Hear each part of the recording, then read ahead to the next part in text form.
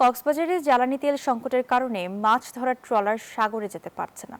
ফলে বেকার অবস্থায় দুর্বিষহ জীবনযাপন করতে হচ্ছে কয়েক লাখ জেলে পরিবারকে।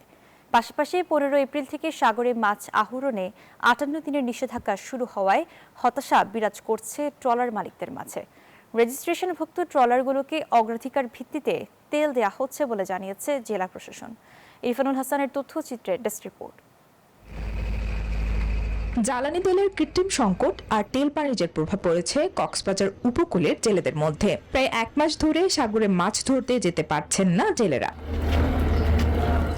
জ্বালানি তেলের অভাবে প্রায় 4000 মাছ ধরার নৌযান এখন বিকল অবস্থায় পড়ে আছে।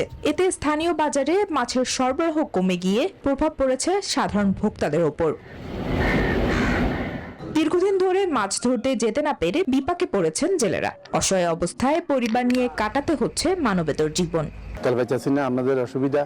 এখন জেলেরা সাগরে যেতে পারছে না, মাছ ধরতে পারছে না। পরিস্থিতি খারাপ, তেল পাই না, সব সংকট হলো যে তেল।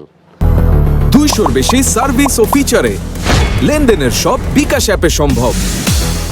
তেল যখন ন পাই আমরা এখন খারে ফিশিং বোর্ডে লই বই থেকে আজকে আমরা সাগরের দিকে যাইতে পারি না, বুড়ের দিকে ফরি আছি। আমরা কিভাবে বাড়ি চালাতে আছি।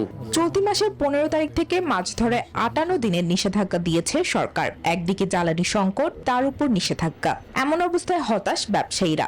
বন্ধটা আরেকটু যদি পেছনে নেওয়া যায়, আমাদেরকে সাগরে যাতায়াতের জন্য আরেকটু সুযোগ সুবিধা করে দিই, তাহলে অন্তত আমরা মোটামুটি কিছুটা হলে সারতে পারবো।